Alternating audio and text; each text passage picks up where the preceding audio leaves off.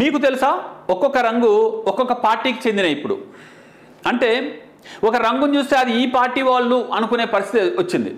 నిజానికి రంగులు ఏ పార్టీకి చెందినవి కాదండి. మనము ఈ రంగులను తీసుకొని ఓన్ చేసుకొని ఒక మతానికో ఒక పొలిటికల్ పార్టీకో ఒక బిజినెస్ ఆర్గనైజేషన్కో దాన్ని అనుసంధానించుకున్నాం. అంతేగాని ఆ రంగులు పాపం అవి చేసిన తప్పేం లేదండి. ఇక్కడ ఈ విషయం ఎందుకు మాట్లాడుతున్నామంటే దూరదర్శన్ యొక్క లోగో రంగు మారింది. మరి సడన్గా ఇప్పుడే ఎందుకు మారింది?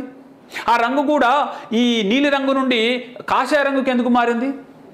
అలాగే మరి రంగు మాత్రమే ఎందుకు మారింది, డిజైన్ ఎందుకు మారలేదు? ఇలా మనకు అనేక ప్రశ్నలు తలెత్తుతాయి. నిజానికి ఏ పార్టీ అధికారంలోకి వస్తే ఆ పార్టీ తన పార్టీకి సంబంధించిన ఐడియాలజీని ప్రజల్లోకి తీసుకెళ్లే ప్రయత్నం చేస్తుంది. సో ఈ విధంగా ప్రభుత్వ సంస్థల యొక్క లోగోల రంగులు మారిస్తే అది తన ఐడియాలజీని ప్రజల్లోకి పంపినట్టు అవుతుందా? దీన్ని ప్రజలు ఏ విధంగా అర్థం చేసుకోవాలి?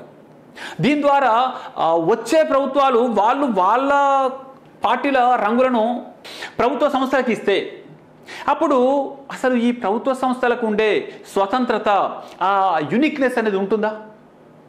కాబట్టి ఇది ఎంతవరకు సమంజసం? దీన్ని మీరు కామెంట్లో చెప్పండి. నిజంగా దీన్ని మీరు యాక్సెప్ట్ చేస్తున్నారా?